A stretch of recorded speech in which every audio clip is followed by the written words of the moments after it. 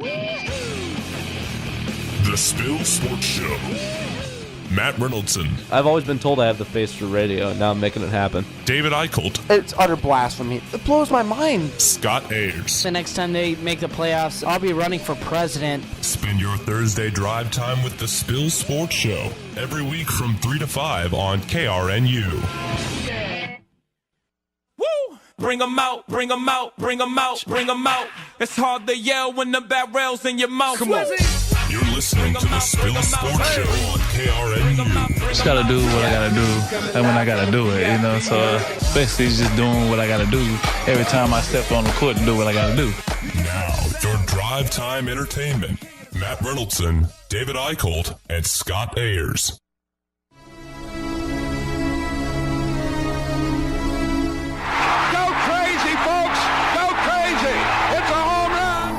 Woman and child did that. Put them in the aisle. Johnny the Jet Rogers just tore them loose from their shoes. You believe in miracles? Yes! Goes to LeBron. He takes a fadeaway for the win. Hey! Knocked it down! There goes Davis. Oh, my God! Davis is going to run it all the way back. Auburn's going to win the football game. You can't believe what just happened. What a time to be alive. Hit me with the horn, 20. Keep making noise! Yeah! Here we go now! Here we go now! Here we go now! Here we go now!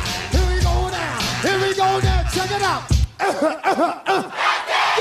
To the rhythm of the funky block. Welcome in to another edition of the Spill Sports Show right here on KRNU and KRNU2. Matt Reynoldson, Scott Ayers with you today. David Eichelt will be out today, but he'll be back with us next week. We're checking out practice a little later on. We'll hear some injury updates from Mike Riley, but now we're talking about a little bit of Husker football as they head out west this weekend for a very stiff test against the Oregon Ducks. Both teams currently unranked in the AP poll. Oregon coming off a 77-21 win over Southern Utah. Nebraska obviously coming off that 43-36 victory over Arkansas State. Pleased to be with you. We are 2/3 of the royalty of radio roundtables, spending your drive time with you on this Thursday afternoon and really getting you geared up for what should be an exciting weekend, Scotty. Oh my, and what an exciting weekend it will be. A rematch of last year, Oregon versus Nebraska. And Matt, as you can remember, what a great finish, a great finish for Tommy Armstrong in that game, who really just poised himself on the final drive for Nebraska, led the team to a victory, and the defense held tough when they needed to most, and that's going to have to happen again, this defense stepping up against an Oregon attack that had over 700 yards of offense last week. And it was, for all intents and purposes, an exhibition game for Oregon. Southern Utah, not even an upper echelon FCS team. They're about, probably a 6-6 team, maybe worse. Pretty comparable to a team like Idaho State that came into Lincoln a few years ago and got absolutely trounced 73-7. I believe that was back in maybe 2012. That's what that it was. 35-0 after the first quarter, an absolute massacre at the hands of the Huskers. So FCS teams really usually don't provide too much of a gauge unless they are in those upper echelon caliber of FCS opponents. But again, I don't know why you schedule FCS opponents if they're in that upper echelon and could possibly beat you. Iowa learned from that the hard way a year ago. But nevertheless, Nebraska, Oregon, two Power 5, two FBS opponents, and two teams that look a whole lot different from a year ago. Oh my, you're telling me. And let's just look at Nebraska in this circumstance. Obviously, a new defensive coordinator running now a 3-4 defense. But I think the main talk of the town is it's no longer the tenured senior in Tommy Armstrong, but instead the smooth, poised, and collected Tanner Lee, who looked absolutely phenomenal from my point of view in that Arkansas State game. Had a lot of great reads, but not only that, this backfield is different too. Trey Bryant trying to take that commanding lead. I know we talked about we weren't really sure who we would see step up to be the guy, and Mike Riley and company really made it sound like Bryant was the go-to back for that first game against Arkansas State. Well, it sure seemed like it. 31 carries, 192 yards. That's the most for a Husker since the Amir Abdullah days. And quite a performance he did have. And that 31 carries is the most for a Husker since Amir Abdullah. Can Trey Bryant step up and be that guy? That's a big question that a lot of people have asked this week. You know, I saw a lot of backs do a lot of good things in fall camp, including Jalen Bradley, the true freshman, who is the fourth guy by all accounts in this lineup. But we were expecting to see a little bit more of a three-headed monster attack, a running back by committee, utilizing the different skill sets of Trey Bryant, Mikhail Wilbon, and Divine Ozigbo. Ozigbo obviously provides the power game. Bryant's a little bit more of a balanced back, and Wilbon is the shifty guy you can throw to out of the backfield. Ozigbo, no snaps in the game. Wilbon did have a few, but they really rode the hot hand of Trey Bryant, who stayed on his feet very well, got into the second level, and just would not go down all night against a pretty sure tackling front seven of Arkansas State. And I think that has to be one sign of relief for Husker fans, at least in that first game, because Nebraska's offensive line, I really thought, did a great job of protecting Tanner Lee for the most part. They found holes they created holes for Trey Bryant, but how about Trey Bryant? There was one play distinctively I remember that it seemed like it was going to be a 2 or 3 yard carry, and the play started to seem like it was dead, and next thing you know, Bryant's still on his feet, and he ended up having a 16, 17-yard carry, and that was kind of a consistent trend throughout the night. Tough to go down. Fourth quarter clock management time, I think, was the only time Nebraska really struggled to move the ball all too well, but you take out those last 6 minutes of the fourth quarter, and Nebraska's offense really played well. And you mentioned that big run by Trey Bryant, and let's break down that play a little bit in very intense football terms, so just stay with me right here. They used a pull play where they pulled a guard out to the edge. I believe it was Gerald Foster going to the right side on a counter play on that, and they pulled the guard over there, had him block the defensive end / blitzing linebacker for Trey Bryant to slip through, and then Bryant really did most of the work in the second level, got a nice block from tight end Connor Ketter, and then everything went as it did from there. A 22-yard gain, I believe, and definitely one of the highlights of that game. But not to get too football technically there, Nebraska on pull plays, it's something they were not able to run a lot last year, but on pull plays, they were able to gain 125 of 225 total rushing yards on those pull plays, something they really couldn't do last year because they had walk-ons starting on the offensive line and really not the type of athletic big uglies up front that Mike Cavanaugh likes. Yeah, and that offensive line, I mean, what a huge improvement. And I know Arkansas State, a lot of people say, a Sun Belt team, but as we talked in last week's show, they had a lot of talent on that front four for Arkansas State. So you have to give kudos to Mike Riley and company for doing a great job of building that offensive line. And now the biggest hope is keeping them healthy, because that was a problem a year ago. It was really just patchwork by the end of the season, and that's something, is just the luck of the draw at times. But, I mean, Gerald Foster was just fantastic, but I felt like the whole offensive line they played well for the most part in that game. And now certainly questions about the health of that offensive line with David Neville going down with injury. He did come back into the game, but Mike Riley will address those questions today at practice, and we will keep you updated. Well, it wasn't all sunshine and roses for the Huskers on Saturday night against Arkansas State, a 7-point win, and a lot of people had a lot of questions about the defense, and Bob Diaco did not answer questions from reporters after the game. He says it was because of a miscommunication, which was made very clear to us this week. But here's the big question coming into this week. Will the real Diaco defense please stand up? I repeat, will the real Diaco defense please stand up? We're going to have a problem here. And that's the real question coming into this week. Yeah. Will the real Diaco defense stand up? I didn't think, personally, that they would even run a 3-4, but they definitely did the entire game against Arkansas State. But that was the thing. They ran a 3-4 the entire game, did not mix up, did not go multiple. In fact, 81 of the 89 defensive plays were in the base 3-4 defense. No nickel, no dime, no four-down lineman, anything like that. It was all base 3-4 and pretty soft coverage as well. I think that's what you said last there, nailed it on the head.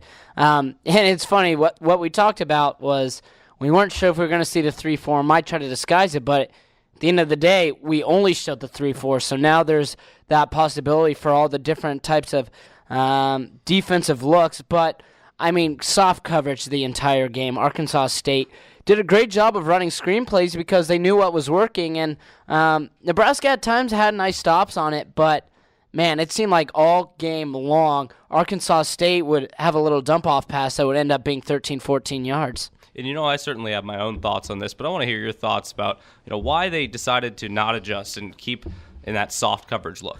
I kind of go back and forth on that. Obviously, there's the thought that you don't want to give your opponents in the future too much, and maybe it's trying to bend, don't break, let Arkansas State make the mistakes, and at the end of the day, it came down to a final pass in the back of the end zone. So Nebraska was fortunate with that, but I think Diaco also had confidence as guys that they'd be able to make plays. But I'm interested to hear what you have to say, because I was kind of left dumbfounded by near the fourth quarter when it was just a 14-point game, and there wasn't really a whole lot of press coverage. It was still laid off, let Arkansas State get 12 to 13 yards, and let some clock get killed. The problem was, the Red Wolves did a nice job of the hurry-up offense and were very effective in that. Indeed, they were, and quarterback Justice Hansen pretty much had his way with the Nebraska defense, but there was no press coverage played the entire game. No. And that was peculiar for a few reasons until you really decided to delve into it, and you really asked Bob Diaco, okay, what's going on with that, and why really was the true reason that they decided not to play any press coverage. And I think there's a few reasons behind that. Number one, it was not putting anything on film, and even Oregon head coach Willie Taggart this week said that Nebraska didn't put that much on film, and he wasn't surprised that they didn't put much on as far as defense because he's played against Diaco before. He was in the American Conference last year as the head coach of the South Florida Bulls, and he played Diaco last year, and he saw a lot more multiple looks from UConn's 3-4 defense. Well, now at Nebraska, after seeing what Diaco did at UConn, he said, wow, that was pretty vanilla last week. They don't want to show us anything on how they use their personnel in nickel or dime or four-down linemen or anything, or any blitzes or anything like that. It was very... Yeah, and it was have the three defensive linemen lock down their positions. There wasn't a whole lot of pass rush. I think there were 1 or 2 sacks in the game. I distinctly remember one by Dedrick Young, but really not much going as far as pass rush. And I think part of that was Diaco not wanting to put anything on film. The other thing is you have 2 or 3 new starting corners that had never started a game at the college level before, in Lamar Jackson, Eric Lee, and DiCaprio Bootle. And so with those 3 guys not having seen a start before at the college level, and they're having their first start underneath the lights at Memorial Stadium, pretty intimidating atmosphere, how quickly can your confidence drop if something goes wrong? One big play. Yeah, I mean, it drops in a heartbeat. And, I feel like all 3 of those guys did what they had to do. Of course, they were going to give up plays from time to time. I know Eric Lee on one of Arkansas State's touchdown got beat kind of in the corner. It was, it was 1st and 2 on the goal, so really tough to defend that. But I think all 3, Bootle had a nice pass deflection, I think, in the third quarter. So I think all 3 of those guys, it's really key to build up their confidence because fans don't know when Chris Jones is coming back. I mean, he's making progress, like you've said, but, I mean, it could be November, December before he comes back and is healthy. So these are the guys who need to step up, and I think it's very easy and possible that they do. And you even look back to Tennessee last year. That was Lamar Jackson really getting a lot of playing time, and that's tough. Coming into your first start, he got picked on. He got picked on, and that's going to happen. So I think this is really going to build their confidence because they're going to need it against a fast Oregon team. And the confidence thing was key just because Diaco set up the scheme, I believe, to the point where they didn't get embarrassed over the top. No. And I don't necessarily agree with that because you do have 2 upperclassmen safeties that are veteran guys, at least 3-year starters each. Aaron Williams started a little bit his freshman year, is now a junior and one of the best, most disciplined players on this defense. But your safeties are so good back there, and I know you didn't want to get your corners lost on an island out there, but you got to trust those safeties to be able to help you out, and I think you can trust those safeties. Nevertheless, when you look at those guys and you look at guys that have really never started a game before. You don't want them to get beat over the top, and you want them to build confidence by doing what they're told and coming up and making the sure tackles in soft coverage. You play 7 yards off the ball, you come up, you make the tackle, and you're doing exactly what you're supposed to do. Fans watching are like, well, why are we giving them all of these looks, all of these short passes that are just so easy for them? Well, it's the Diaco bend, don't break style for sure, and a lot of people think maybe that won't work. But more so than that, it's building the confidence of these young corners, because if that confidence is shot game 1 by getting beat over the top, where's it going to be game 6? In a night game, where's it going to be game 6? How long does it take to rebuild that confidence? You know, I'll make an analogy to the bowl game. You watch Nick Gates, a veteran tackle for the Nebraska Cornhuskers, going up against Derek Barnett, and he was distraught throughout the whole offseason, finally made his way back, and now he's back to his best form that he's ever been. But he was pretty beat down in that Tennessee game, and pretty beat down afterwards as well, because he was obviously distraught about how that game went for him. So you see, especially in college, that these players can't just so easily bounce back if they get burned, especially in their first college start. Yeah, absolutely. And I think for fans, they need to cool off on the secondary, because that's just how Diaco, that's just how he wanted that game to go. And fortunately for Nebraska, they come away with a win, and I think that's the most important thing. But I will raise a question to you, Matt, about the pass rush. And I know a very vanilla look. We saw a few blitzes here and there, but you think it's a concern? Obviously, maybe not after game 1 because there's so much time, but even one-on-one against, an Arkansas offensive line that had a few transfers, a few JUCO players, isn't nearly what Nebraska will see in the Big Ten play. Should it be concerned that they really seem to struggle to get to Justice Hansen? I don't really think so. I think they were holding the line, and I don't mean to be too positive about the first game performance, because there's obviously, it's saying that Nebraska should have won by 2 touchdowns. I believe that's true, at least 2 touchdowns, maybe 3. There's a lot of ifs, ands, or buts. If DeMornay stays in bounds on that jet sweep and he's gone and Nebraska's up by 3 touchdowns in the fourth quarter or late in the third quarter, that game's over. Right. There's a lot of ifs and all that stuff going on. But I think the main thing is that while the defensive line may not have played their best game, they held their lines and they did what they were supposed to do. I'll give you an example as to why that was true.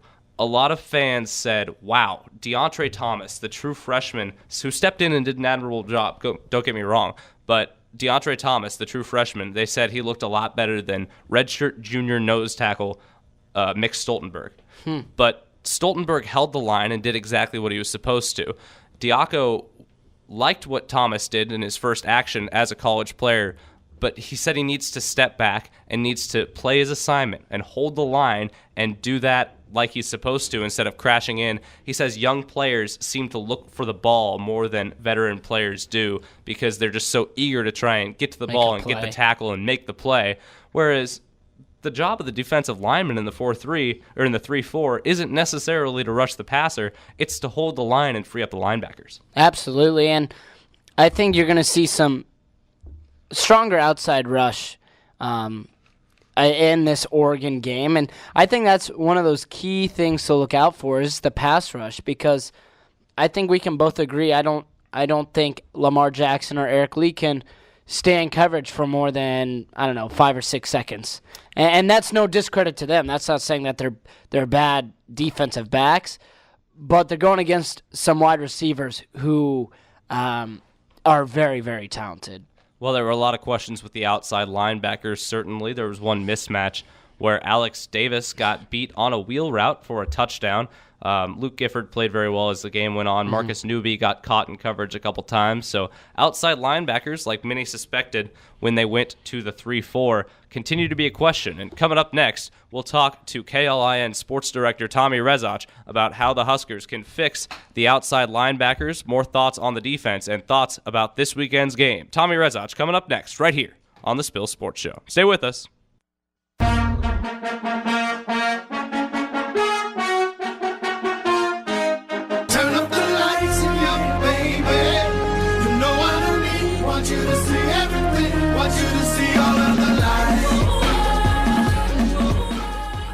Back here on the Spill Sports Show, Matt Reynoldson, Scott Ayers with you, and Pleased to welcome in KLIN Sports Director Tommy Rezac, a KRNU alum himself. Welcome back into the show. We've had you on a guest here before, Tommy. Good to talk to you again. Thanks for having me on, guys. Pleasure to be talking on KRNU once again. So one of the big questions coming into this week, and one of the big questions about the defense in general, was how much base they ran the last week. And I told you we'd be talking a little bit about the outside linebackers. So let's start with that. One noticeable play, one noticeable breakdown by an outside linebacker was Alex Davis on that noticeable wheel route for Arkansas State's first offensive touchdown. What did you see on that play, and what did you see from the outside linebackers in general, both positive and negative? I guess what I saw on that play was an excellent route run by Chris Murray, who ended up being the lead receiver that night for Arkansas State. Yeah, pretty basic thing. Just came kind of winged around the outside on the would have been the left hash mark and caught a pass at the right time. Great communication with Justice Hansen, their quarterback, and he caught it at a good spot. Like, it was kind of put up top, kind of a fade route down the sideline, and he caught it, I think, maybe 5 yards from the goal line and no one in front of him as he basically dove for the pylon there on that first play. And yeah, that was a quick response there by Arkansas State, if you'll remember, in that game where, Drew Brown put up the first points, and then Arkansas State scored their first touchdown off the punt return by Blaze. I can't remember. Blaze Taylor was his name, picking up that drop punt. So it's 7-3, and then Spielman strikes right back with his kickoff return, giving Nebraska a 10-7 lead. And then, yeah, it was a Chris Murray 29-yard play. It was the longest play of the night. So, yeah, you're right. It definitely stands out. But I guess from an outside linebacker's perspective, it was kind of an interesting night. I mean, we knew, Matt, that the cat backer would definitely be kind of an area of question after fall camp. In this new 3-4 defense, there were some areas where you felt like Nebraska was particularly well-equipped, like the inside linebacker spots with Dedrick Young and Chris Weber. Everyone felt pretty good about those two, and they played fairly well for the first game in the new 3-4. But, yeah, the two outside backer spots are kind of a question. Marcus Newby obviously returns a lot of starting experience, but never really had to start in a position of that caliber. And then also Luke Gifford got in and played really, really well as Marcus Newby's backup. We can talk about him a little bit. But Alex Davis, obviously, I think struggled a little bit. He had a lot. Cat linebacker covers a lot of field. Like, sometimes you got to help cover the run on the outside. Sometimes you do rush the quarterback. A lot of times you drop into coverage. And I'm still curious about Alex Davis's speed. I think he definitely is, of those four backers that we mentioned, probably one of the fastest linebackers on the team, but still, like, to drop back into coverage as much as he did and cover as big of an area of the field as he has to, I think it's still kind of a work in progress. You're talking about a guy that's only played football, 3 years of his life? I mean, he didn't play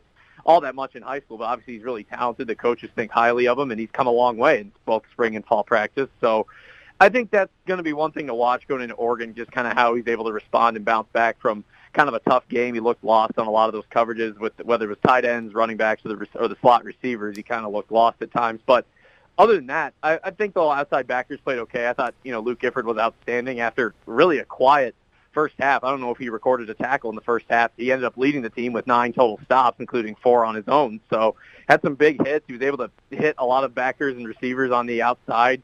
Kind of got there first a lot of times in that second half, so he played well.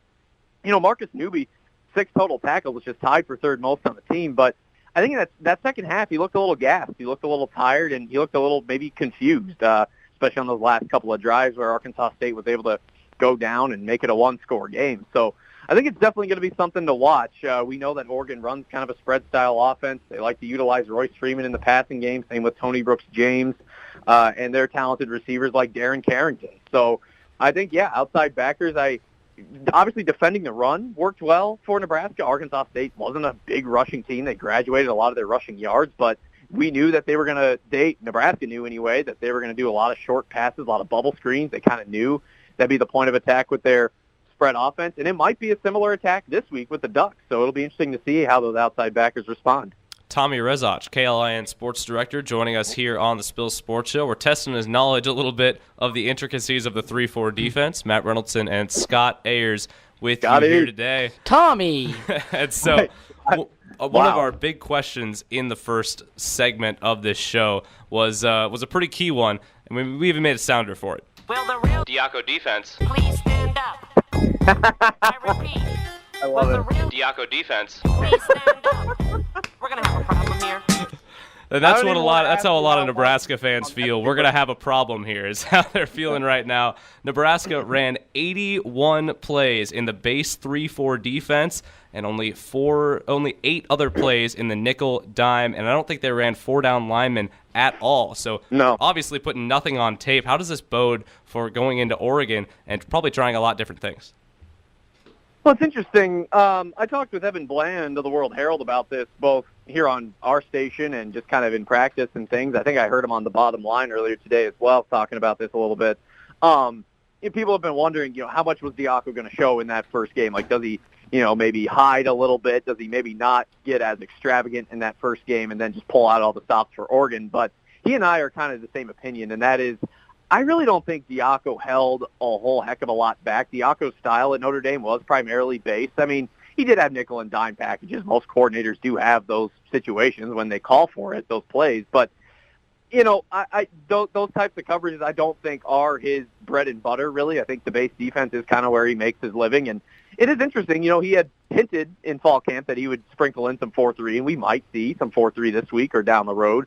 Who knows? But, yeah, that 3-4 base, that's kind of where Diaco makes his living. And they stayed in it, on that last drive, including those last few plays on the 11-yard line inside of 10 seconds where Arkansas State was trying to tie the game. I was kind of surprised they didn't put more guys in the end zone, put more guys in the coverage. They kind of had that base 3-4 with your, 2 corners and 2 safeties in the end zone like they had all game. So I was a little bit surprised they didn't kind of roll the dice to try and get some extra guys into coverage on that short field. But, end of the day, Nebraska came away with the win. So, yeah, with Oregon, obviously, it's a better. We talked about how there's similar schemes, Arkansas State and Oregon, but Oregon's just in another class of themselves. All the respect to Arkansas State, it's a solid Sun Belt program, but Oregon's on another level. That's a Pac-12 team. I mean, say what you want about going 4-8 last year. They do return 8 starters on the offensive side of the ball. They recruit at a high level each and every year. Willie Taggart ran a very successful offense at South Florida his last 2 years.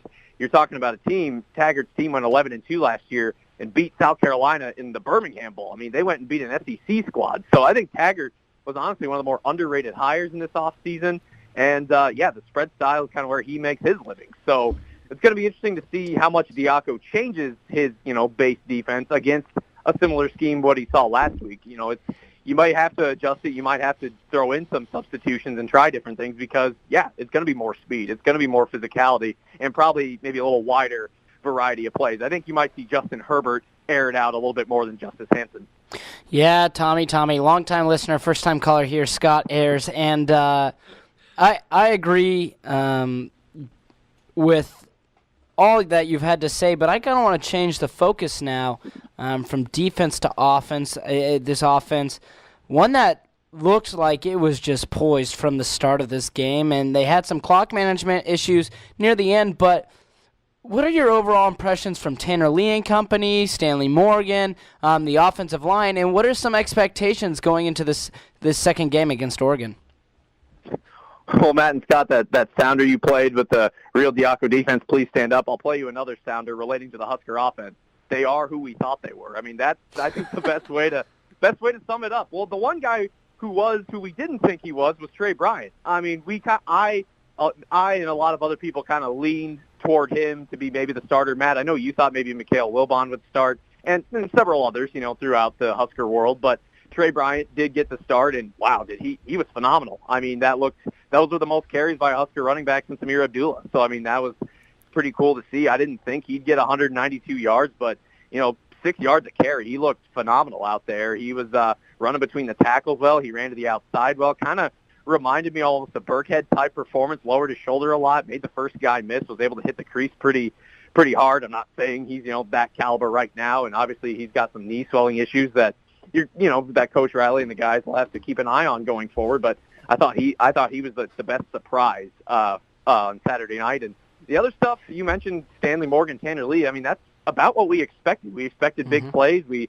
expected Stanley to kind of be a leader in that receiving core, and he was. A career high night, over 100 yards receiving. Had the beautiful 44-yard touchdown from Lee, which, as I speak, I'm sure there's like 20 Husker fans rewatching that play right now. That was a great throw from Tanner Lee, and we saw Lee air it out all night. He hit J.D. Spielman on that nice 35-yard pass early in the fourth quarter. That set up Nebraska's final scoring drive of the night. So, Yeah, Tanner Lee looked great. He had that first pass that was nearly intercepted in that first quarter. But, first drive, that was his first live bullet since November 21st of 2015. So, you expected some jitters, some nerves, but he got it out early, and it didn't last long. He took a couple of big hits there in the first quarter. Offensive line, I thought, shored up and really gave Lee time in the pocket, and they gave Bryant room to run. So, yeah, excellent overall performance by the offense. And I think we heard from Riley in the postgame. He said, Spielman and Tyjon Lindsey only a handful of catches each, and they only had like a handful of yards. I think Lindsey only had 14 receiving yards. Spielman had about 2 catches for 40 yards. I know he wants to get them involved more, which I know excites Husker fans. One more guy I got to mention, Tyler Hoppus. Just did a feature on him today, and I'll share that on my Twitter here this afternoon and tomorrow. But Tyler Hoppus, 3 catches for 40 yards. He had that nice 19-yard snag that put Nebraska on the 1-yard line early on in that third quarter. So he played well. It was a little bit of uncertainty about Hoppus. We knew he was the leader. Coaches spoke highly of him all fall, but truth be told, he hadn't played a full game at tight end. He hadn't played a single down as a Husker tight end, and there he goes, plays about every snap and really showed out well. So, yeah, 460 yards. I mean, Tanner Lee, 19 to 32, about 230 yards, a couple of touchdowns, and yeah, having a Husker running back pound the rock for over 190 yards. Yeah, that's and no turnovers. No turnovers. That's the big thing. That's got to leave Husker fans smiling. There are a few things to get cleaned up. A couple holding penalties we saw from Gates and Conrad, and then also, a couple of those late drives didn't quite. There were 2 drives Nebraska had in the last 10 minutes of the fourth quarter that were 6 plays or less and ended in a punt. So everyone talks about the close game. Everyone talks about the defense. But if one of those 2 drives ends up in points, and if DeMornay Pearsonell doesn't step out of bounds on his 70-yard reverse that got called back, I don't think we have as many worrisome conversations about the defense. But all told, I'd give the offense a solid B+, maybe A-. You can check out those features on Tommy's Twitter at Tommy_KLIN. Tommy Rezac, KLIN Sports Director, joining us right here on the Spill Sports Show. Matt Reynoldson and Scott Ayers bringing you through drive time in Lincoln and elsewhere, wherever you may be listening on krnu.unl.edu.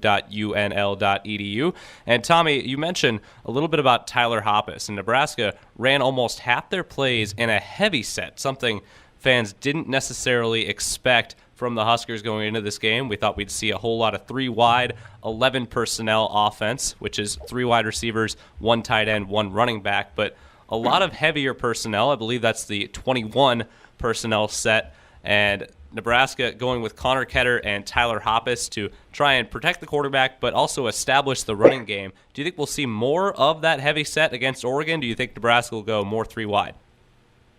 I think you'll probably see heavy set, at least to start the game. I mean, Oregon, they do return a large number of starters on that side of the ball, but obviously that's a defense that's in rebuild mode again for about the 3rd time in 4 years. Brady Hoke not lasting long in Eugene. So a whole new defensive look, but they do return a lot of guys on that side of the ball. Henry Mondew is definitely a guy that stands out to me.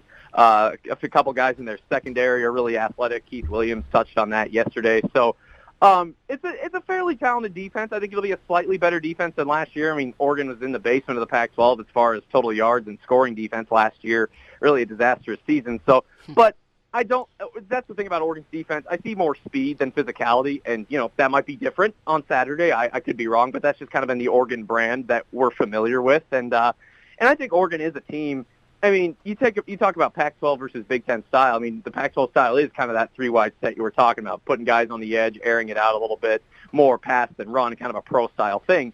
And I know that's kind of what Mike Riley's pushing for now that he's got his pro-style quarterback. But at the same time, you do have an offensive line for Nebraska with 4 returning starters, an offensive line that I thought, outside of maybe Tanner Farmer, performed pretty well in that first game. They showed out really well, especially Cole Conrad. I thought he had a heck of a game. That guy's come such a long way in the last year. I thought Nick Gates played pretty good, had a couple of those penalties, like I said. But point being, Nebraska has a pretty strong offensive line. I think that'll be able to hold their own. I don't think they're going to dominate Oregon in the trenches, but I think they'll have enough push where they can get Trey Bryant established. But like I mentioned earlier, if his knee starts swelling up, then I think you maybe see some 3-wide, 4-wide sets from Nebraska. And just let Tanner Lee go long. Let him do his thing. Give that arm some reps. Have him have a run at it. Let him stretch his legs a little bit, if you know what I mean. So it'll be interesting to see. I don't know how much Oregon will stack the box per se. They run a 3-4 defense too, so they'll only have 3 down linemen. So if Nebraska's experienced offensive line is able to get the push on a slightly, in my opinion, a slightly less physical and slightly less experienced Oregon front, then if Trey Bryant can run the ball like he did last week, which I believe he can if he stays healthy, then I think that takes pressure off Tanner Lee, and I think that's one way Nebraska can keep up with Royce Freeman, who was phenomenal last week, 23 carries, 150 yards, and 4 touchdowns. I mean, Mike Riley made the joke on Monday. It feels like he's been in that program 6 or 7 years, but every single year, as long as he's healthy, he's showed out, and I think Royce Freeman has an NFL future. So I do think Nebraska will be able to run the ball effectively, and that's what they should aim for if they want to have a chance to beat Oregon. You mentioned that inexperienced secondary for Oregon. A whole lot of 2017 Nebraska targets now on that Oregon roster. Thomas Graham Jr., a starting corner. Diamador Lenore, a starting corner. Nick Pickett, a former Nebraska target, is in the 2 deep at safety, and Isaac Slade Matautia is also a contributor at linebacker for Oregon. Well, Mike Riley set to step to the podium post-practice in about 2 hours from now. What are 1 or 2 things you're looking to hear from Mike Riley in a couple hours before we wrap it up here? Well, I think one thing I'm looking to not hear, along with many others, is just any injury news. The one drop of injury news we had on Monday, DeMornay Pearson-L was held out with a minor shoulder thing. He was back on the field Tuesday. We saw him in pads on Thursday. So he was held out Monday. We saw him in pads Tuesday, excuse me.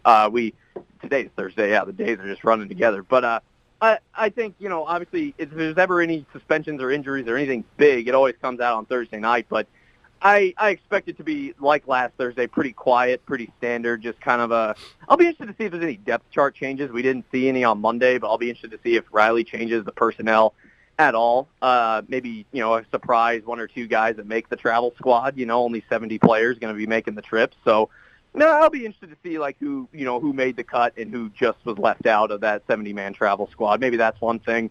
But, yeah, obviously we'll be watching for any injury news, any type of Trey Bryant's knee. Maybe that's one thing I'll be listening for. That he's been held out a couple of times during fall camp because of just minor wear and tear on his knee. So I'll be curious to know if he's healthy and ready to go. I'd like to get Riley's thoughts on Deontre Thomas again. I mean, he saw some snaps in some pretty crucial moments of that game, including the final drive where Arkansas State tried to go down and tie it. So I'll be interested to see if Riley is going to keep that up, keep him in some really crucial moments there in the game. So that's one thing. Other than that, I expect, business as usual. Maybe ask, I assume somebody will ask Riley again, going back to Eugene, this is a place where, you've had some hard times, but it's obviously territory that Riley's very familiar with. So I expect there'll be another question about, the atmosphere and Austin Stadium and the noise and going back to Oregon and all of that. And one thing, I wonder if he'll comment on this. The air quality in Eugene has actually improved by quite a bit, and they're supposed to get some rain there tonight, so I think that'll help too. So there might be a question about that, but all in all, I think most everybody just kind of looks for just calm, smooth, nothing major out of those Thursday press conferences, because anytime there's news out of Thursday night post-practice, it's usually bad news. So no news is good news in this case. Well, you mentioned the days tend to run together in the fall, except for College Football Saturday, and we're definitely looking forward to that as Nebraska goes on the road to face Oregon on Saturday afternoon. Tommy, thanks so much for being with us. Always good to be back on the Spill Sports Show. Matt, I hope your senior year is going well. Scott, hope all is well with you. You had a chance to run into your friend David last night. I know I'll probably see him later, so good to chat with you boys again, and I'll see you on down the line. Tommy Rezac. Love you, Tommy. KLIN Sports You're Director. Pretty, Scott. Joining us here on the Spill Sports Show, Matt Reynoldson, Scott Ayers, and we'll be back with you next. NFL begins tonight. Kansas City Chiefs and the New England Patriots facing off in the first game of the National Football League season. We'll talk about that a little bit next before we get back to Husker stuff in the second hour. That's coming up next and more on the Spill Sports Show. Stay with us.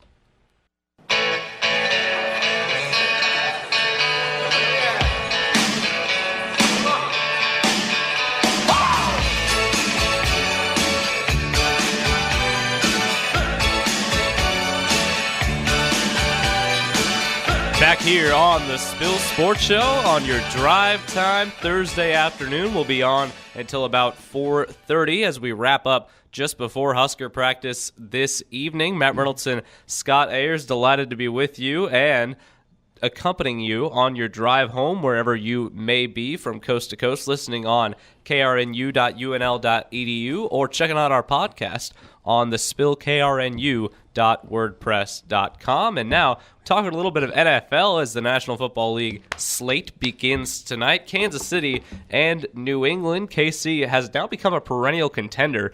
I know a lot of Husker fans are KC Chiefs fans. They have become a perennial contender behind quarterback Alex Smith and head coach Andy Reid. And do you expect that to continue? And is Tom Brady destined for Super Bowl number 6 this year? All right, so a lot loaded goes, question, but a lot of good things to discuss in this topic. And the Kansas City Chiefs are in a very tough division in the AFC West. They have to go up against teams such as the Oakland Raiders, who are now one of the favorites to even make a Super Bowl appearance this year out of the AFC. The Denver Broncos, whose offense obviously has struggled the last 2 seasons, but have maybe the best defense in the NFL. And, of course, the San Diego Chargers, who are a team that aren't guaranteed to get a whole lot of wins again this year, but have always proved to be difficult with Phillip Rivers at the helm. And so I think this is a Kansas City team that has a lot of hopes and high expectations, but they're not in my mind the hopeful out of the AFC West. I see the Oakland Raiders being that team with just so much young talent. Derek Carr, I think, is the best quarterback in the AFC West, and so Kansas City still have a great defense, and they're going to look to Kareem Hunt, their new starting running back, due to injuries out of Toledo, a 3rd-round pick. And so he's going to be one of the guys Kansas City will need to step up in that run attack. And then, of course, the New England Patriots. It seems like every single year they're in the conference championship game, and it doesn't matter who they play. That game's going down to the wire. I don't know if this Patriots team is destined, Brady's destined for number 6, but my goodness, if Gronkowski stays healthy, and the defense is as good as people are talking about, it's going to be a very talented New England Patriots team. Well, let's look at it this way. I mean, you look at that AFC East division, and I don't see anybody that can challenge New England. But I really do like Miami this year. I've been noted and on record as a Ryan Tannehill hater on this show. I can't stand him as a quarterback, so that's my hot take for the day. But I really think Miami could contend in that division this year. No way do I think they'll be as strong as New England this year, but I think they could definitely contend for a wild card spot. You know, you look at Buffalo, there's a lot of questions around them, especially at the wide receiver position. Very shallow in depth there, and the Jets may be a solid bet to go 0-16. Yeah. I mean, if you're placing bets on any team to go 0-16, you look at their schedule, I don't see a win on it. No, and where have the Jets fallen since the Sanchez was there, you know? Since Butt Fumble. Never forget Butt Fumble. But seriously, this team, I mean, the closest they've been was a couple years ago when Ryan Fitzpatrick was at the helm, and they were competing Week 17, but even then, that wasn't a good New York Jets team. And so, once again, now their quarterback situation is a nightmare. I mean, it is disgusting to even look at, Matt. And so, and I think New England's just very fortunate with that. They really, over the past, 5 or 6 years, haven't had a whole lot of competition in the AFC East, and some people might disagree with me on that, but, I mean, who has really stepped up? When Sanchez was a rookie in the NFL, however many years ago, the Jets were a very competitive team, but, I mean, ever since Brady came back from that ACL injury, I feel like it's been all New England in the East, and no one, and I mean no one, has been able to compete with them.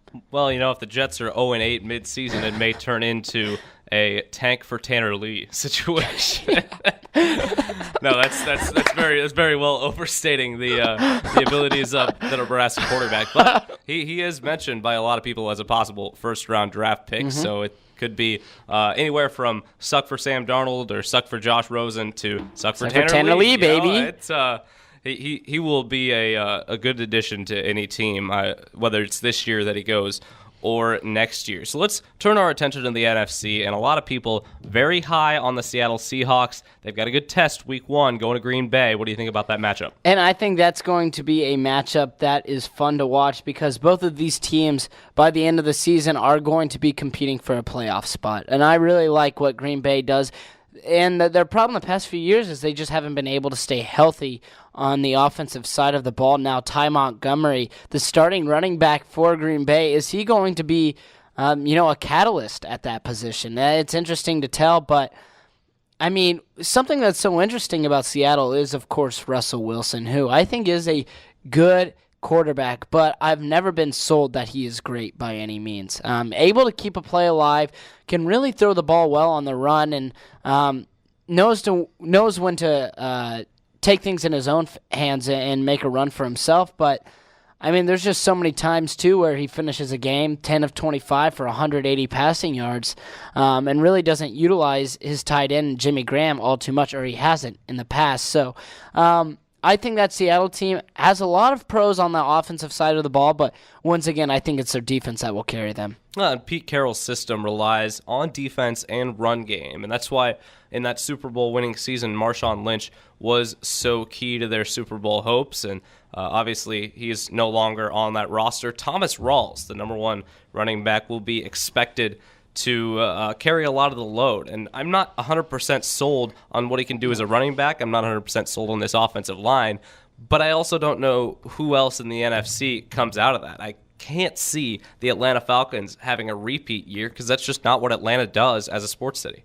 No, and maybe that's a little bit grasping at straws there. But just in general, too, as an NFL franchise, you look at teams who lose the Super Bowl, what happens the next year?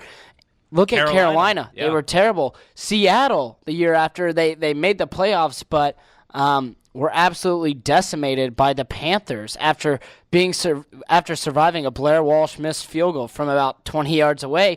So it's kind of that post-Super Bowl hangover, as you will, and I think that we're probably going to see that at times from Atlanta, but I think Carolina is a team this year who will might make strides back to their Super Bowl form.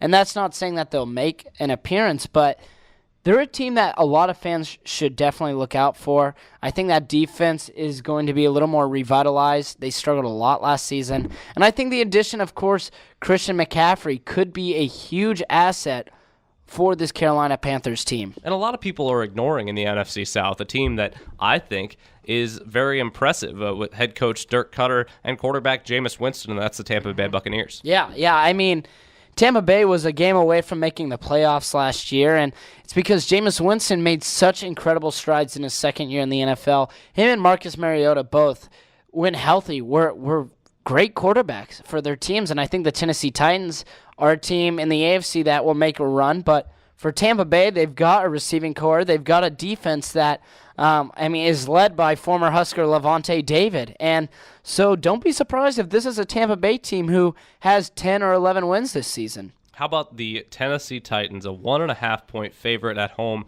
against the Oakland Raiders in Week 1? So more questions than we might be thinking about the Raiders. They look like the favorite in that AFC West if Kansas City doesn't come out of there. But it should be a very competitive division and one that's very close to home. And a lot of Husker fans are Broncos fans as well as Chiefs fans. I know you're a diehard Bronco yourself. Live and die, on baby. That 30 for 30 of Peyton Manning's career. I'll be putting that together, Matt. And until then, the AFC West, let's just focus on that real quick, is going to be a lot more competitive than I think some people imagine it to. And I think a lot of fans say it's between Kansas City and Oakland, but don't count out the Denver Broncos. Trevor Siemian re-winning the job for a second year in a row, a Northwestern quarterback who really didn't do all too much in college, but in the NFL had a solid first year, and quite frankly, it's tough to be a starter coming in after a legend retires right before you. And so you want to be the guy who replaces the guy who replaces the legend. Yeah, exactly, because that's how you get recognized, because people try to make comparisons, and it's just not right. You can't compare Trevor Siemian to Peyton Manning, but that defense is going to be just still so talented for the Broncos. The problem is they make a questionable cut in TJ Ward, so they're trusting their younger guys. But I do believe Oakland is still the favorite to win the AFC West. Derek Carr, if he can stay healthy. I mean, he's a guy who could throw for 4,500 yards and 40 touchdowns. Well, we're not too much in the business of predicting who's going to stand out on fantasy this week, but Scotty, here's what we're going to do for this segment. It's your betting lock of the week. I'm going to show you some lines, show you some spreads. Usually the spreads are not too optimistic in the NFL. Probably the most it ever really is about 10 points. But I'm going to show you some spreads, and I want you to give me your lock of the week. So I'll read through them all, and you show me any that stick out to you. Tonight's game, New England favored at home by 8.5 points. Buffalo favored at home. We're going to Sunday now. Buffalo favored at home by 10 over New York Jets. Chicago, a 7-point home dog against Atlanta. Baltimore, a 2.5-point road dog at Cincinnati. Pittsburgh, a 10-point road favorite at Cleveland. Arizona, a 1-point road favorite at Detroit. Tennessee, a 1.5-point home favorite at Oakland. Tampa Bay, a 2.5-point road favorite at Miami. Philadelphia and Washington, the line is even. Houston, a 5.5-point home favorite against Jacksonville. And the LA Rams, a 4-point favorite at home against Indianapolis. Green Bay, a 3-point home favorite against Seattle. Carolina, a 5.5-point road favorite at San Francisco. Wow. The New York Giants, a 4-point road dog in Dallas. And to Monday night, Minnesota, a 3-point home favorite over New Orleans, and Denver, a 3-point home favorite against the LA Chargers. So, Scotty, go out on a limb. Give me your betting lock of the week. I mean, if I'm a betting man, I'm going straight to Vegas, and I'm going to put, who knows, $200 that Buffalo does win that game by 10-plus points against the New York Jets. And that's not saying because I think Buffalo is a great ball club. They have a lot of questions too, but the Jets right now are in just utter turmoil. They don't have a starting quarterback. I mean, Christian Hackenberg is really the guy they've been talking about. He's dealing with injuries. So it's so hard to even think about putting any money behind this New York Jets team because they've just been so unimpressive, and there's lines this season that they could go 0-16.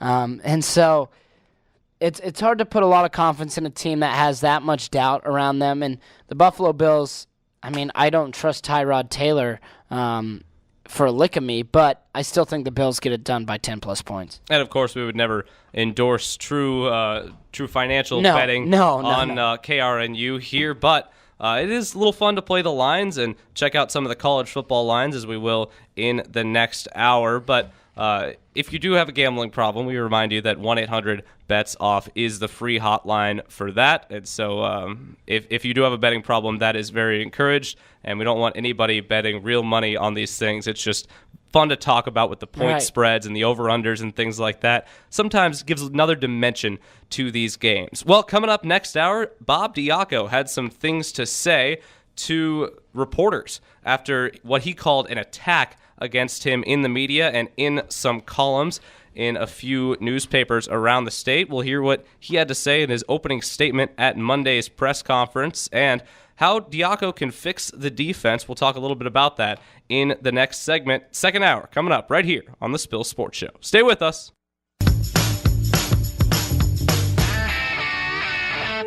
The Spill Sports Show with Matt Reynoldson, David Eicholt, and Scott Ayers. Never miss a show again. Check out our podcast at thespillkrnu.wordpress.com. The 76ers could have drastically improved their organization by drafting Walter Pitchford. Quite frankly, if he wins a Super Bowl, I'll direct it 30 for 30 on it. I've watched this kid play multiple times on national television. You like watching kids, David? Dude, I love basketball. Excuse me. The Spill Sports Show. Thursday drive time from 3 to 5 on KRNU. Woo! Bring 'em out, bring 'em out, bring 'em out, bring 'em out. It's hard to yell when the barrel's in your mouth. Come on. You're listening to the Spill Sports Show on KRNU. Just gotta do what I gotta do, and when I gotta do it, you know. So basically, just doing what I gotta do every time I step on the court and do what I gotta do. Now, for drive time entertainment, Matt Reynoldson, David Eicholt, and Scott Ayers.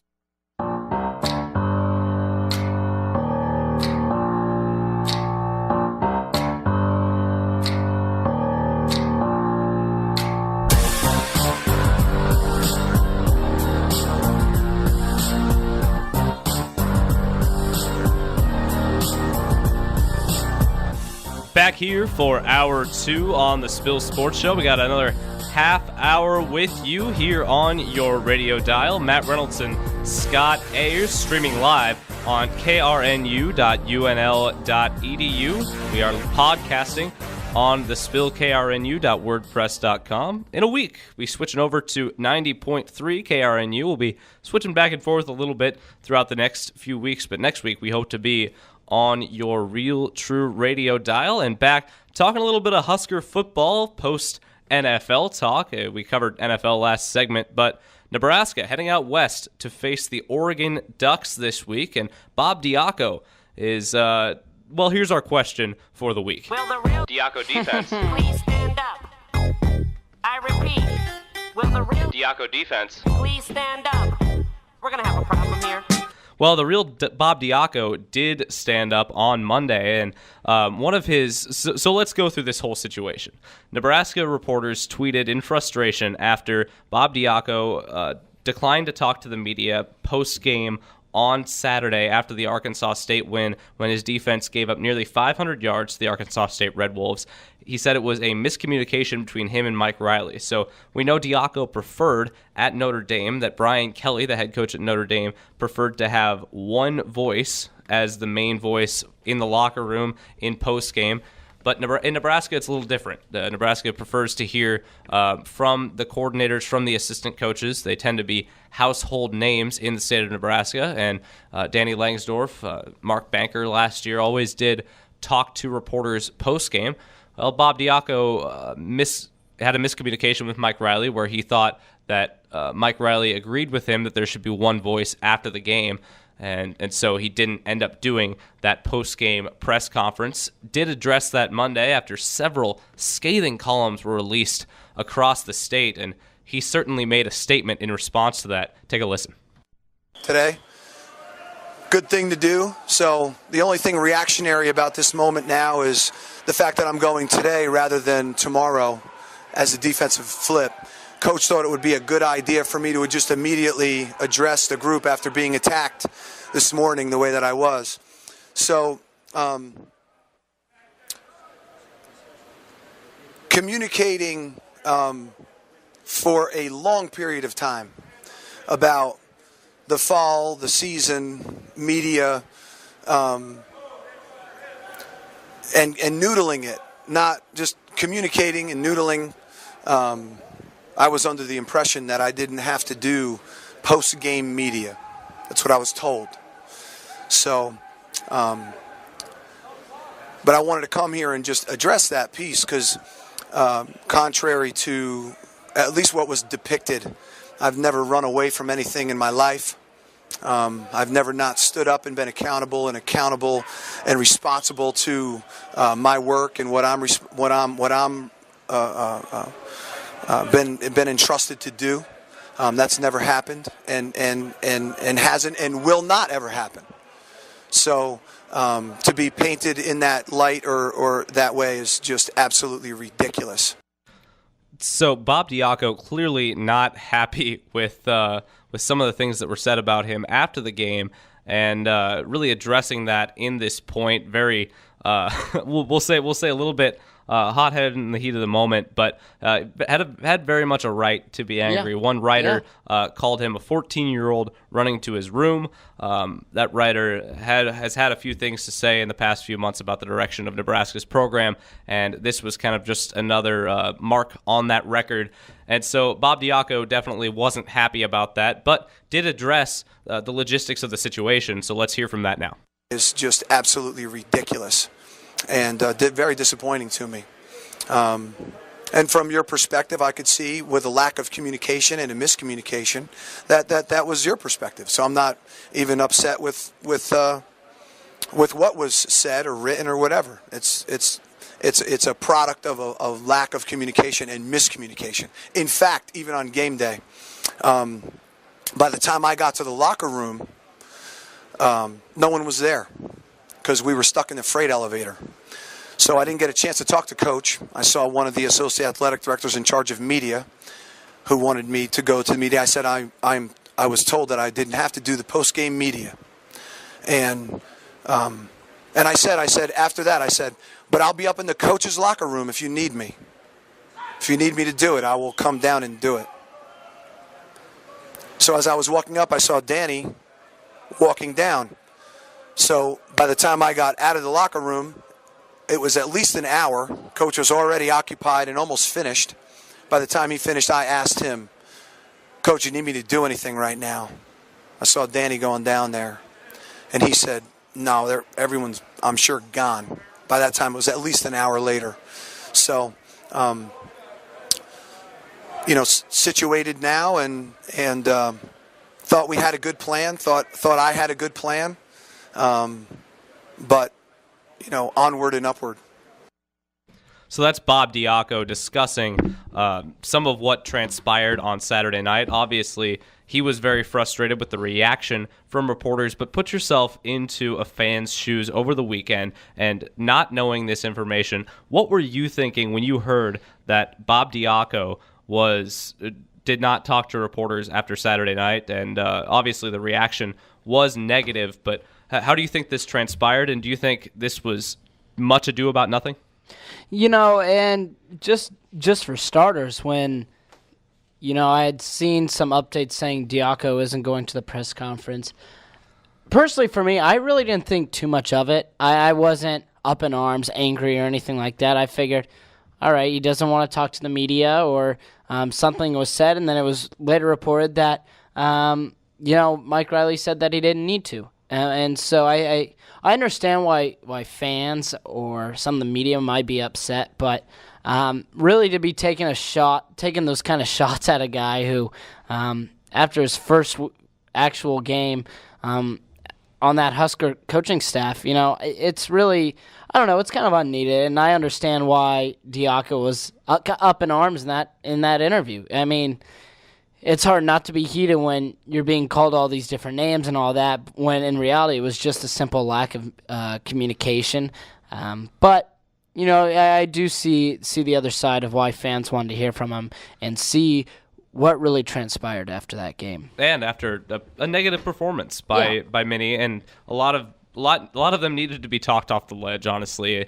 And Monday we did get a lot of clarification on why the defense was the way it was, and are you just running vanilla? And it was more than just rumors and speculation from fans that were trying to talk other fans down from the ledge.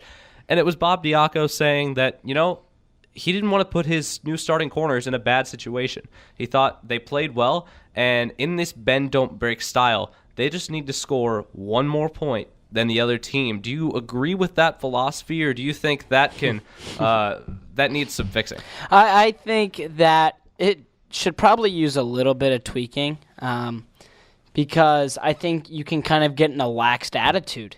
If you're a player on that Husker defense, it's, oh well, we're up 14 points, just one score and it'll be fine. And you kind of saw that in that Arkansas State game. They were up 14, gave up a touchdown, gave up an onside kick, and so able to squeak one out. But I think that a great mindset to have is, you know what, you're going to give up points probably, because that's just the nature of the game. But I mean, try to have that viewpoint of, let's win more than just by 1 point. Let's blow these guys out of the water. Let's get stands and all that. And maybe that's a little radical mindset to have, but I think the mindset of, we just need to have one more point than the other team. It seems a little bit more reserved than I think some people would like. I think they'd want to say, no, we want to bring down the pain, the terror of the Husker defense. No, it's about defending the pass. It's about defending the run well. They've defended the run very well in that last game, but the passing game, obviously Justice Hansen completing 46 of 68 passes for over 400 yards, so not a positive night for the Huskers through the air on defense, but things might change going up to Oregon, and Oregon provides a similar threat, although albeit a much more dynamic one on offense to the Nebraska defense. And Scott, you did a little preparation on Oregon, I know. So tell me what I need to know about the Oregon Ducks. Well, I mean, let me tell you about this running back. His name is Royce Freeman. Rolls-Royce. Rolls-Royce. And Huskers fans were pretty fortunate last year because he went down with an injury early on in the game between the Ducks and the Huskers. But, I mean, he could be a very potent rusher against this Husker team on Saturday. And I think that's what's going to be one of the interesting matchups is this Oregon speedy, quick run offense against the Nebraska Cornhusker defense, a 3-4 defense that did so well against Arkansas State against the run.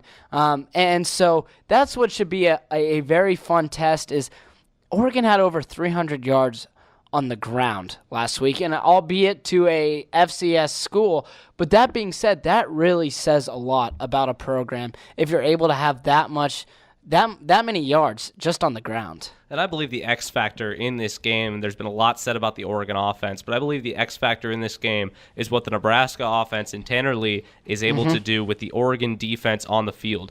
They've seen a lot of 3-4 in fall camp because Nebraska has run a 3-4, has made the full transition to a 3-4 base defense. And look at that, Oregon in their first year in a 3-4 base defense under new defensive coordinator Jim Leavitt from Colorado. So what's on the horizon for Oregon, and what will we see with the Oregon defense in this 3-4? You know, and I think that there are a couple players on this defense that Nebraska should really be on the lookout for. An Oregon defense, a 3-4 defense that allowed about 350 yards of offense, albeit they didn't give up a single point in the second half. However, I think that should be actually a sign for success for the Nebraska Cornhuskers because they will be able to move the ball against this Oregon defense. As Tommy said, a little more quick than they are physical, but they have linebacker Troy Dye, who led the team in tackles last year. He has returned. Of course, cornerback Arian Springs, someone that will be going toe-to-toe with DeMarne Pearson-L and Stanley Morgan Jr., one of the two. So all these different players for Oregon, a younger defense that really was exposed last season. Don't be surprised that, once again, it's Oregon's offense that will have to pick up the slack because their defense is better and improved from last season, but it isn't some sort of tough SEC defense that's going to hold Nebraska to 21 points. Well, Nebraska and Oregon facing off at 3:30 Central Time in Eugene, Oregon, Saturday afternoon. Coming up next, we'll talk a little bit about college football around the country and take a look at some of the Vegas odds for those games and what sticks out to us, what's a little bit more interesting. And then we'll close things up with the final rundown, final segment of the Spill Sports Show coming up next right here.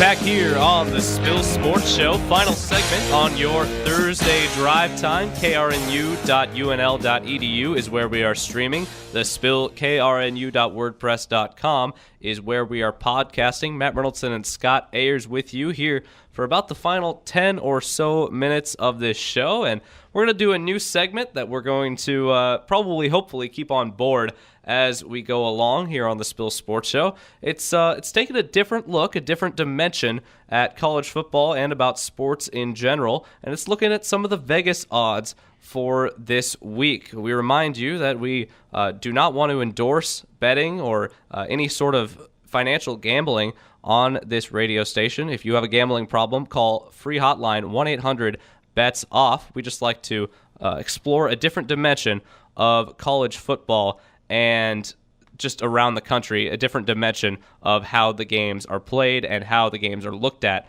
from a different perspective. So, Scotty, you got the lines in front of you. What do you think sticks out to you? I know I have a few in mind from around the country. Nebraska, we'll start with Nebraska.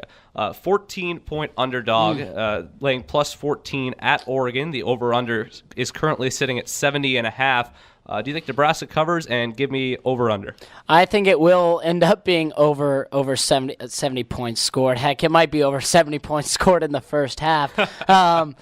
I think Nebraska covers. I think Nebraska will make this a very interesting game, and it will come down to, I think, the final offensive possession, just like it did last year. I think it will be a high-scoring affair, though. So I'm saying Nebraska covers, and definitely over. So we're going to go rapid fire back and forth of games that intrigue us, lines that intrigue us. I will start in Chapel Hill, North Carolina, a 10-point underdog at home against Louisville. I am betting on North Carolina to cover the spread in that game. A 10-point dog, 10 points is a whole lot against the Louisville Cardinals team that I don't believe has a whole bunch coming back. I don't necessarily believe in Purdue, and I think they tested Louisville to Louisville's limit last week. I think Lamar Jackson is a fantastic player, but doesn't have anywhere near the weapons he had last year. Des Fitzpatrick, a sophomore who has never been in a starting role, is his top receiver. And I think North Carolina and head coach Larry Fedora can definitely cover the spread at home and maybe even win that game. And I think for that game, too, Louisville did not impress me whatsoever against Purdue, so I think that is just I think that's the right call for you, Matty Ice. Well, how about this game for you? We've got USF 17-point favorites against the Connecticut Huskies on the road, and Matt, quite frankly, I think this game is going to be a shell shock. I think that not only is South Florida going to cover, I think that it's going to be an absolute blowout. This is a fun team that has one of my favorite players right now in college football, in Flowers, one of the star quarterbacks for South Florida. But I don't know. I think this is a team that we might see be competing later down the road. And I personally, I'd stay away from that one just because of the weather concerns in South Florida. That game still kind of I think up it's in the air. UConn. Isn't it at UConn? Okay. Miami did not travel to Arkansas State this week because of weather concerns. Right. You got to think about the families down there, everything like that. But South Florida, a 17-point favorite on the road at UConn. One game sticking out to me, Navy laying 12.5 at home against Tulane. I think it's triple option of Tulane versus way better triple option of Navy. I think that's a very safe call for Navy to cover that 12.5. And I was looking at a game. It didn't have the spread on it, but I was going to say Northern Colorado versus Florida. It's probably going to be moved considering the hurricane that's underway, but it was more of a lighthearted pick than anything else.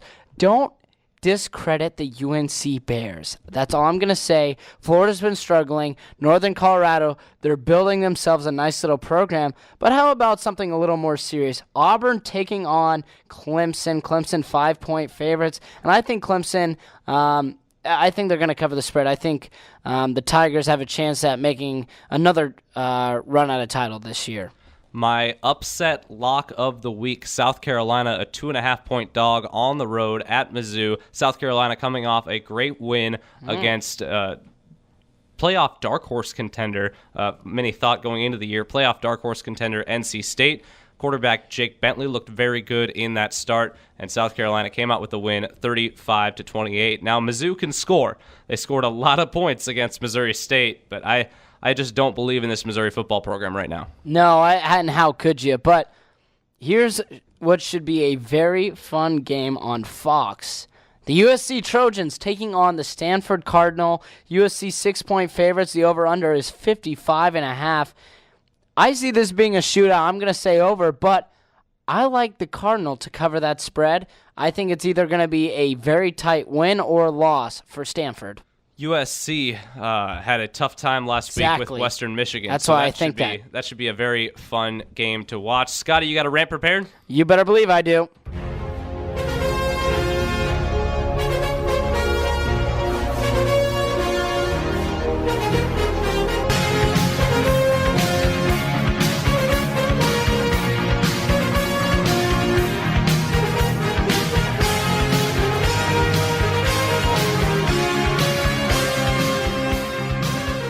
It's the final rundown.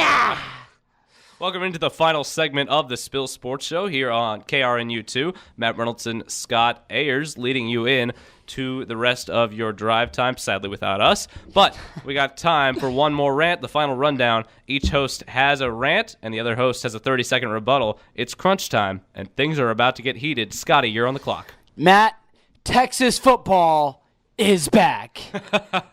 And when I say that, they're back to their old ways of being overrated at the beginning of yet again another season, coming off a 51-41 loss against Maryland.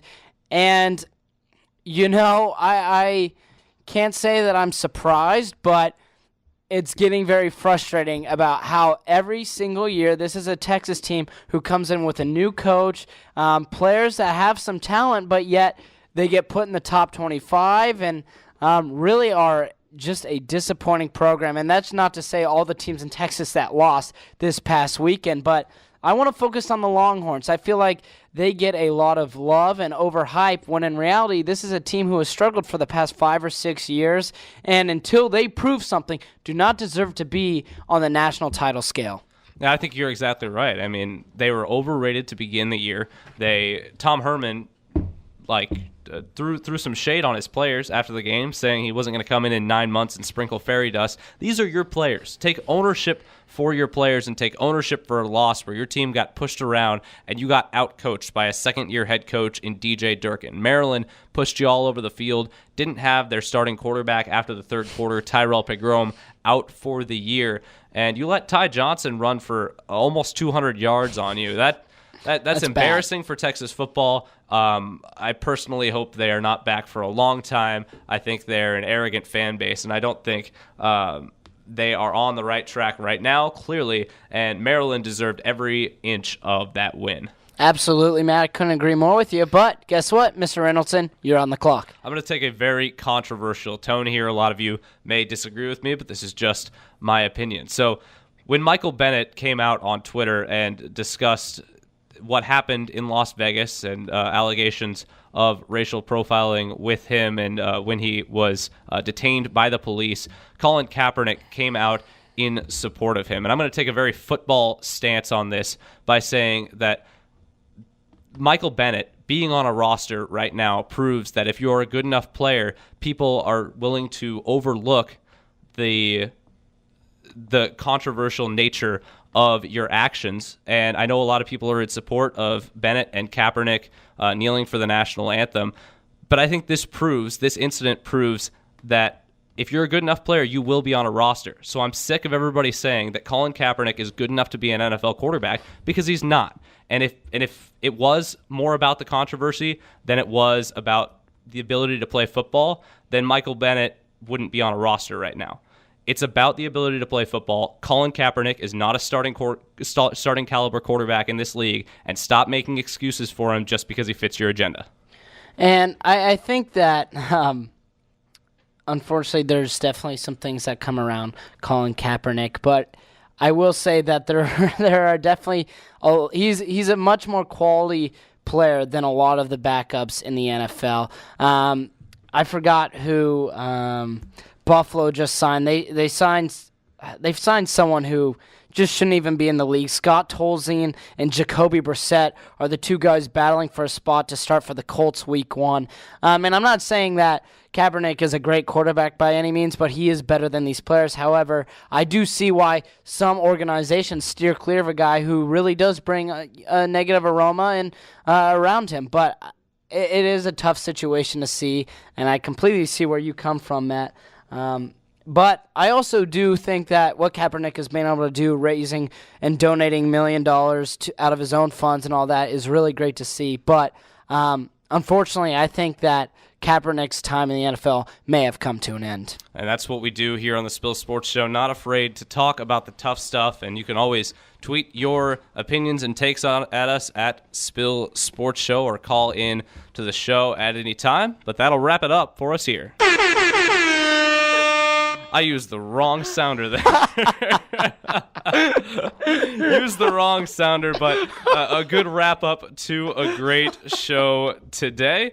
We will be off KRNU this weekend as Nebraska is on the road, but we'll have our full lineup once again next Saturday on KRNU and KRNU2. A pregame show, Husker Countdown, will be live from Memorial Stadium in the 9 o'clock hour before Nebraska takes on Northern Illinois. We'll see if they are 2-1, or if they are 2-0 or 1-1 going into that game. It should be a very interesting matchup to watch this weekend as Nebraska takes on Oregon. So for Scott Ayers, I'm Matt Reynoldson. I'd like to thank you so much for joining us on your drive time this afternoon. Have a great weekend and drive safe out there. Go Big Red.